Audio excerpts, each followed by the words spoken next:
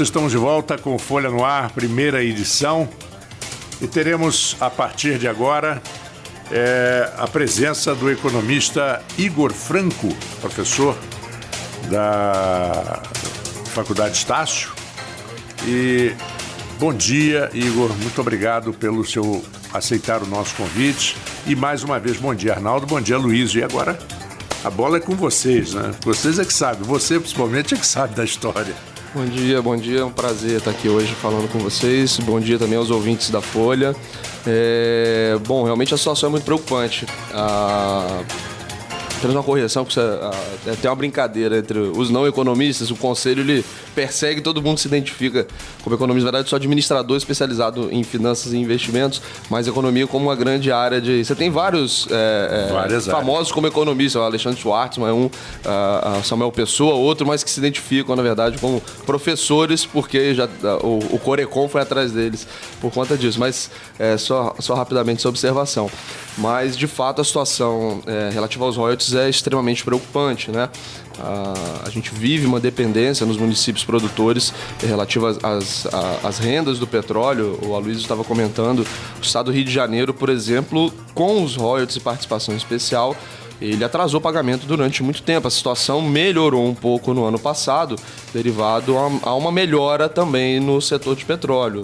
O dólar ele teve uma recuperada de valor, ele subiu de valor. O barril também teve a sua recuperação e, com isso, as rendas de petróleo ajudaram o estado do Rio a conseguir ter uma tentativa de volta à normalidade relativo a gastos de pessoal.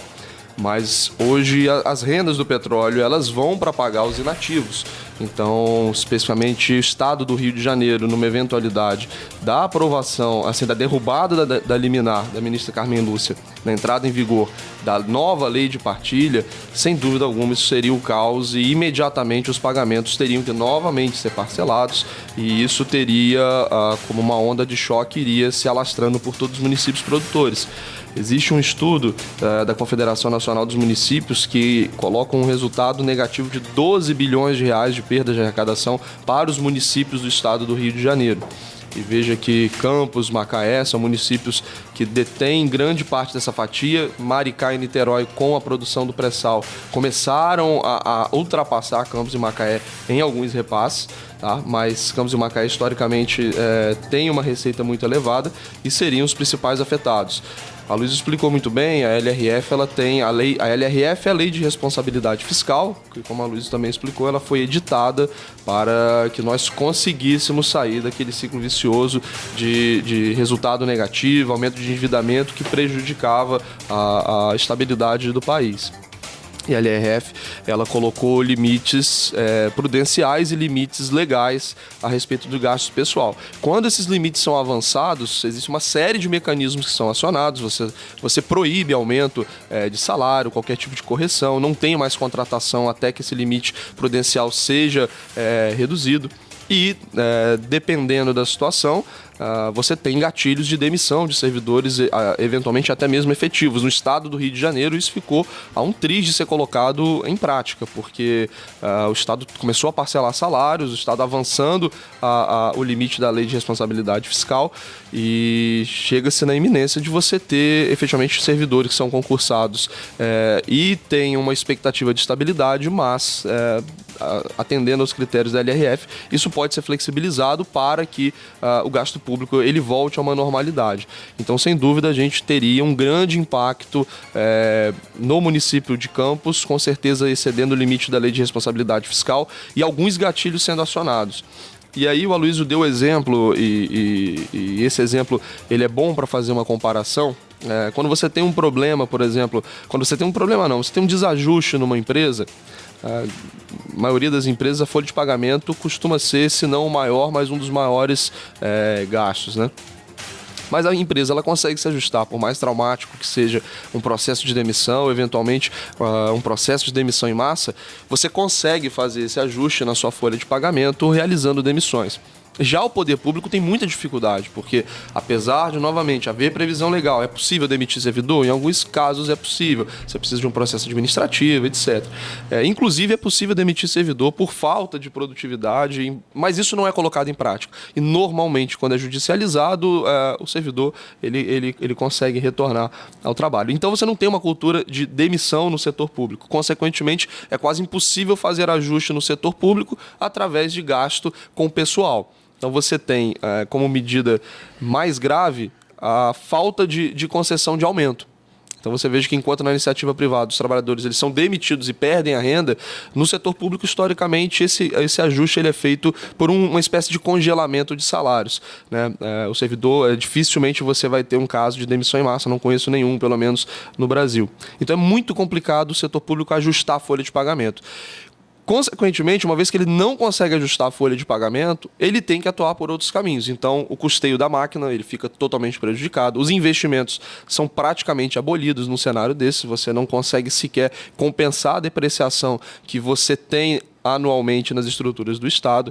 Então, é uma situação assim, realmente caótica, quando você precisa fazer um ajuste, e quanto mais severo for esse ajuste, mais difícil é para o gestor público conseguir alternativas. Então, você mantém a folha de pagamento, às vezes parcelada, mas você vai no hospital, você não tem medicamento, vai na sala de aula, está tudo quebrado, nada funciona, você não tem insumos para você trabalhar. Então, sem dúvida, é uma situação de muita atenção que a gente precisa, e nesses próximos meses, conforme o julgamento for se aproximando, eu imagino que Campos e os municípios produtores novamente farão aquelas movimentações que marcaram o ano de 2012.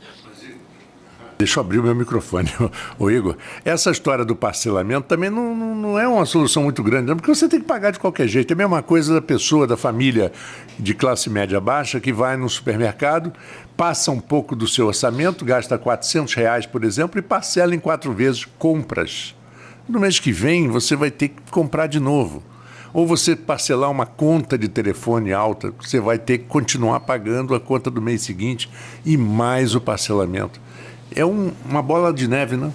Sem dúvida. E aí você passa a fazer a gestão do Estado como uma gestão de caixa, né? Você sabe que você não vai cumprir, então o seu desafio não é nem ajustar o seu gasto, é você descobrir como você vai fazer para manusear o dinheiro. O Estado do Rio de Janeiro ele fez uma série de operações, começou com vários empréstimos, e aí, no meu entender, a lei de responsabilidade fiscal ela já começou a ser flexibilizada lá atrás, com um perigo muito grande, porque você foi aumentando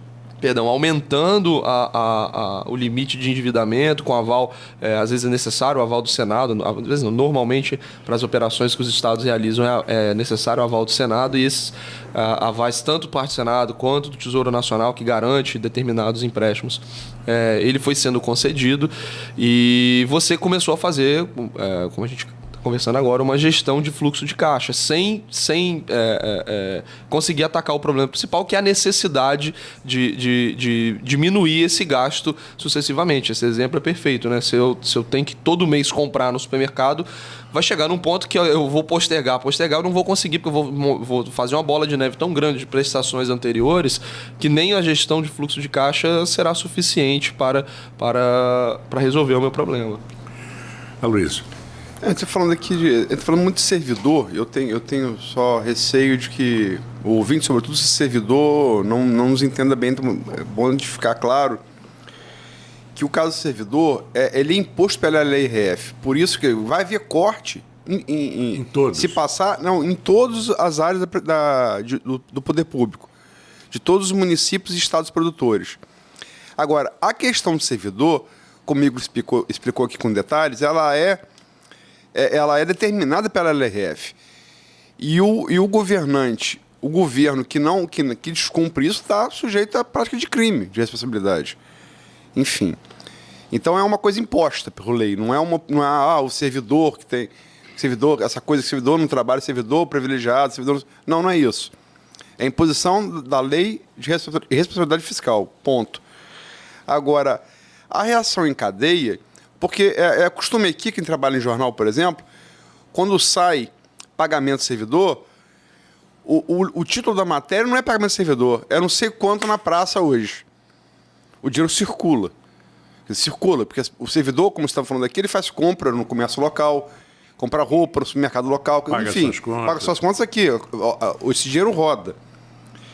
Porque, por exemplo, como é que os dinossauros, fazendo uma analogia aqui, como é que os dinossauros se extinguiram? Um asteroide imenso colidiu com a Terra, né? Ali onde hoje aquele Golfo ali do México, ali o Yucatán, levantou uma nuvem de poeira imensa. O dinossauro era muito adaptado para caçar e tal, mas o dinossauro não estocava comida, porque não tinha geladeira. Levantou uma nuvem de poeira imensa, a Terra ficou coberta, se estima aí por 2 semanas, de uma nuvem de poeira, e ficou noite eterna durante 2 semanas. Sem luz, a planta não faz fotossíntese. Morre a planta. Morre o animal que come a planta. Morre o animal que come o animal que come a planta e assim sucessivamente. Reação em cadeia. Quando voltou a ter sol, nós sobrevivemos, os dinossauros estavam mortos. A gente era um mamífero, um mussaranhozinho, desceu da árvore, pô, que barato. Herdei a terra. E a história, a gente está aqui hoje, os dinossauros não estão. Quer dizer, é reação em cadeia. Isso não vai ser só servidor, isso vai ser a economia toda do município. Porque esse dinheiro vai deixar de circular. Quer dizer, o dinheiro que vai para o servidor para o comércio, nessa reação em cadeia, ele vai sumir da praça. Quer dizer, vai ter consequência direta no comércio de Campos também. Né? No comércio de Campos, de Macaé, de Rio das Ostras, de Carapicuíba, de Quissamã, do estado do Rio de Janeiro. Exato. E aproveitar só a sua presença, Igor, aquela famosa frase que muitos atribuem a um ditado chinês da história da crise e oportunidade, né? Que a palavra crise seria uma montagem de 2 ideogramas, risco e oportunidade, onde há o risco, muita gente retrai e os mais oportunos, mais espertos, aproveitam. Dizem que, e você deve saber isso muito bem, que são nas crises que se constroem as grandes fortunas e que se perdem também grandes fortunas. As pessoas também têm muito medo, né? E essa retração acaba sendo pior. Sim, sim. Na verdade, um dos princípios que a gente analisa logo quando começa a estudar economia é que, sendo o agente econômico um agente racional, ele antecipa os acontecimentos, né? Então, as expectativas futuras mexem muito com o comportamento econômico. E, de fato, num cenário de crise, muitas vezes um determinado indivíduo ele não é afetado, mas o comportamento dele é como se ele estivesse na iminência de ser afetado, né? Então, numa situação em que você prevê assim, uma grande dificuldade financeira, você se antecipa, por exemplo, e começa a parar de consumir, reduzir o seu consumo de maneira a formar um estoque que os dinossauros não formavam. Então, para que não haja essa nossa extinção, um dos comportamentos que nos garante essa sobrevivência é justamente essa antecipação de expectativas. E, de fato, se a gente analisar assim, períodos de crise, empresas que passam por um período de crise e se mantêm no mercado, elas têm, sem dúvida, um ganho de eficiência muito grande, porque o próprio Luiz mencionou o exemplo da Folha, a gente tem diversos exemplos regionais, nacionais, de empresas que se adaptaram ao novo cenário e elas percebem que elas conseguem manter a sua produtividade, sua produção, reduzindo às vezes um quadro de pessoal, reduzindo às vezes insumos. Então você tem ganhos de eficiência e você tem muitas vezes uma própria, o que a gente chama a economia de destruição criativa, né? A partir de uma crise você traz um novo paradigma de mercado.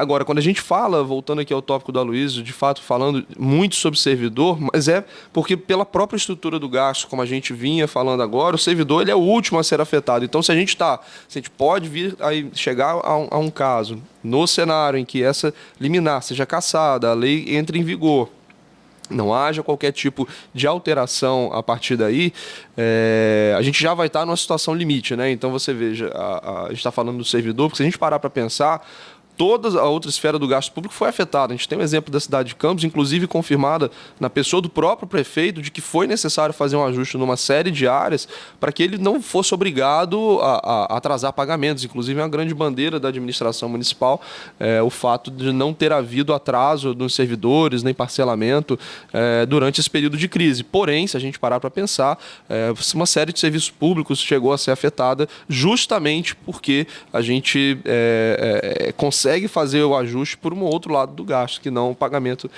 de pessoal. Só, Igor, a analogia dos dinossauros pode ser divertida, mas eu queria que você, partindo dela, qual projeção você faz, quer dizer, desse alastramento do que seria a demissão de servidor para a economia local?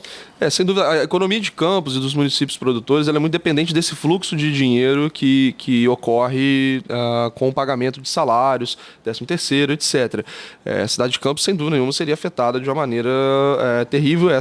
Ele se alastraria num primeiro momento, afeta rapidamente o comércio, que é muito dependente da recorrência de vendas, então você precisa de todo mês vender, passar, liberar o seu estoque para que você possa comprar mais. Quando você quebra essa cadeia produtiva, você tem não só efeitos na renda do servidor, mas consequentemente na renda também, principalmente inicialmente comércio, depois ramo de serviços, que às vezes tem uma capacidade de absorver um choque de uma maneira diferente do comércio, porque às vezes o serviço não necessariamente é recorrente mês a mês.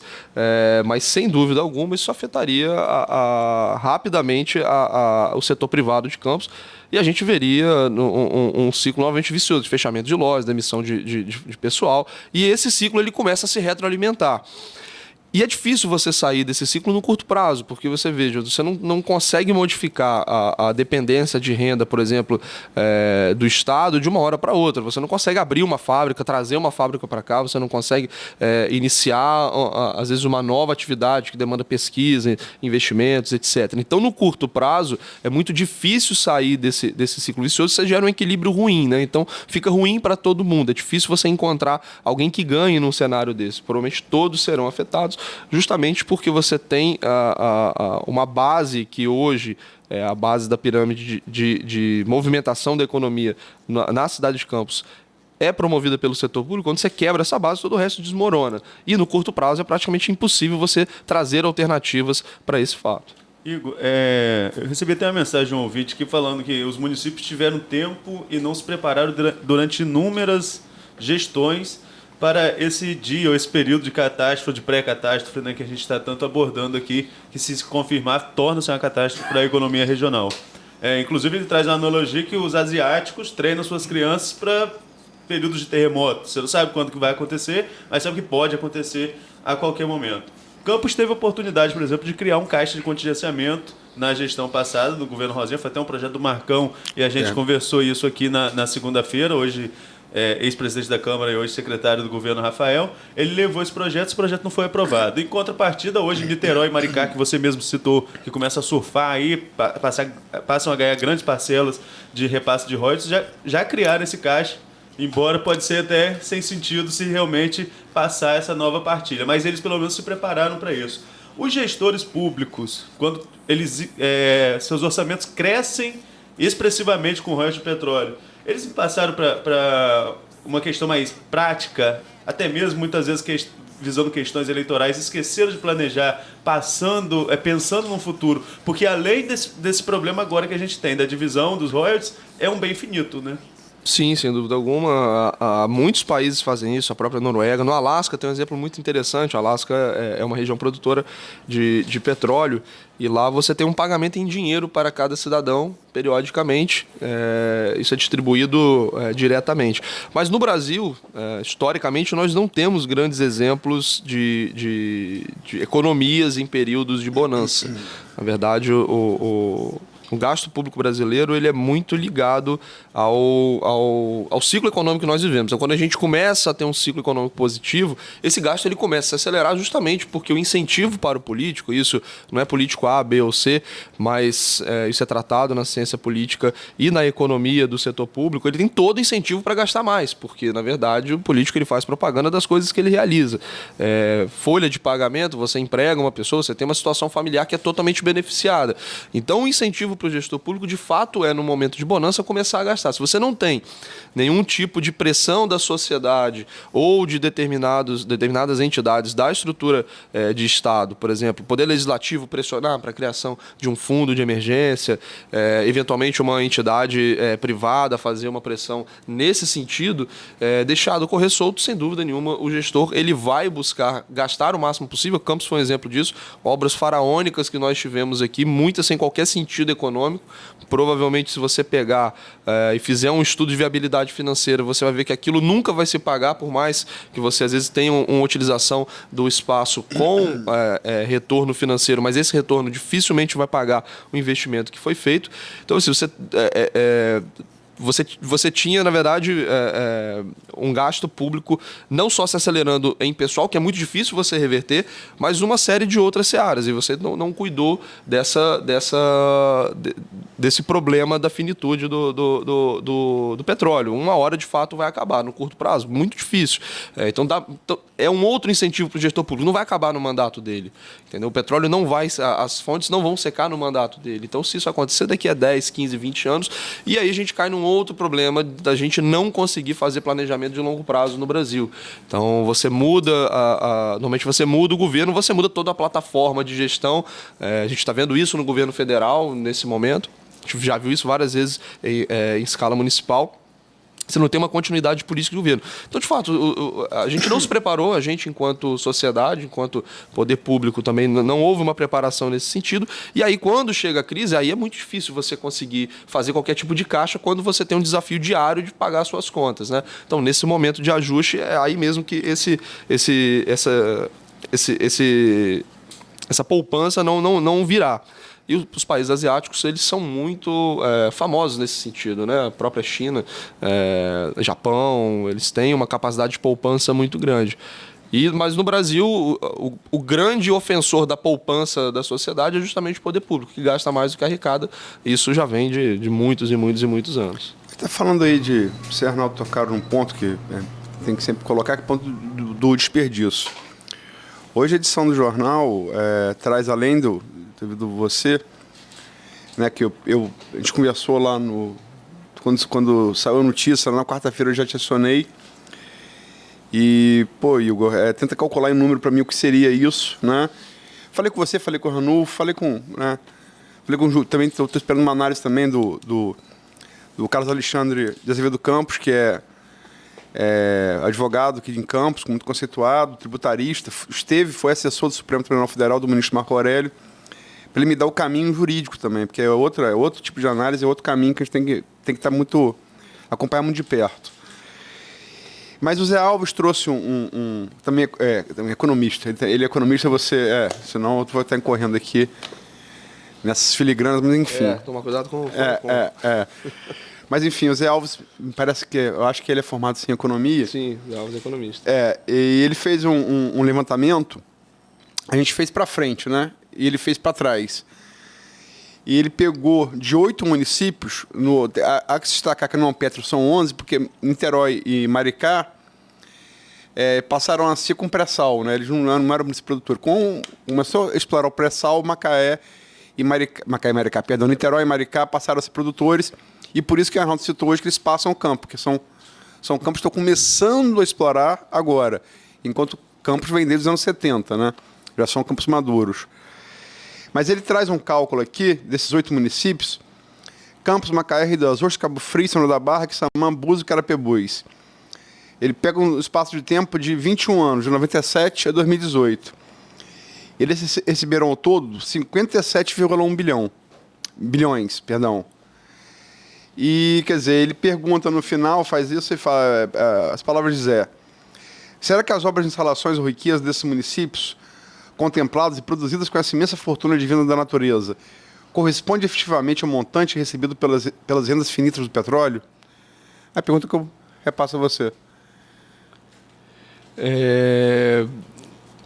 Assim, Luiz, repete para a minha pergunta, só para eu poder te dar a resposta. Será que as obras e as instalações ou riquezas desses municípios contemplados e produzidos com essa imensa fortuna divina da natureza corresponde efetivamente ao montante recebido de rendas finitas do petróleo?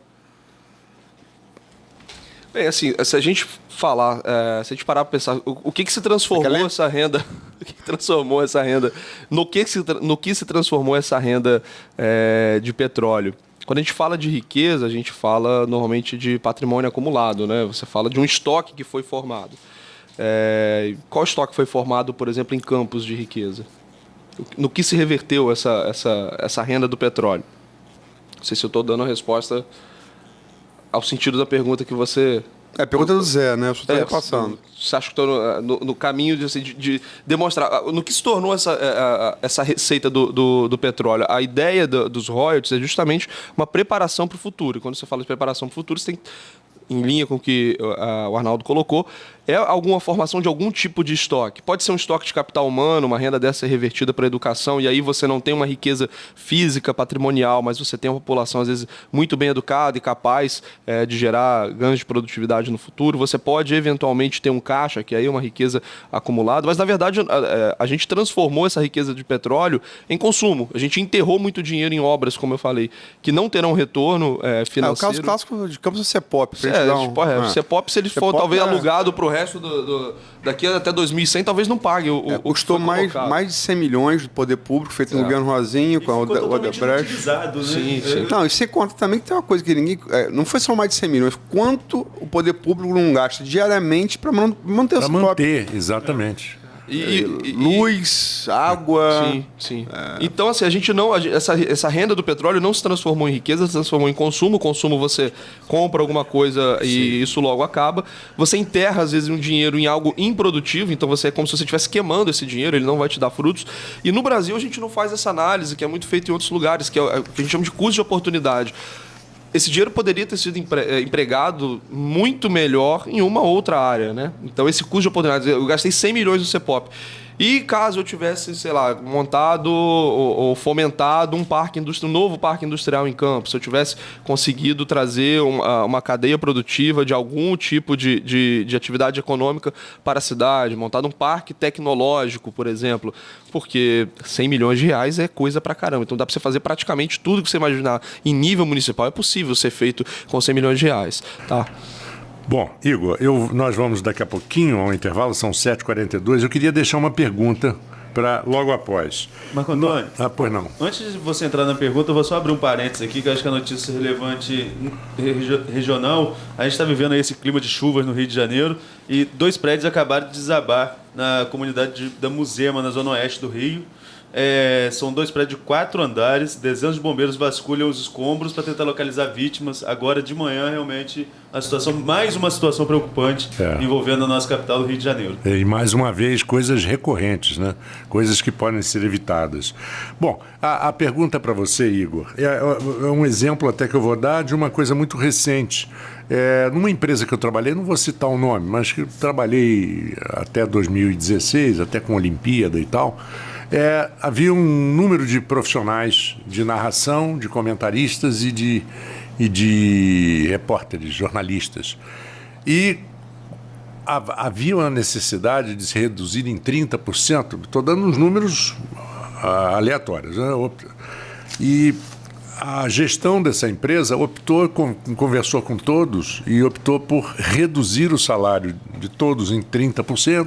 Sei que o cálculo não é bem assim, mas todos aceitaram, todos mantiveram seu emprego. Quem ganhava 10 passou a ganhar 7, quem ganhava 20 passou a ganhar 14 e por aí assim. Mas todo mundo continuou empregado, nenhum deles de carteira assinada, quase todos, como hoje em dia, pessoa jurídica, né?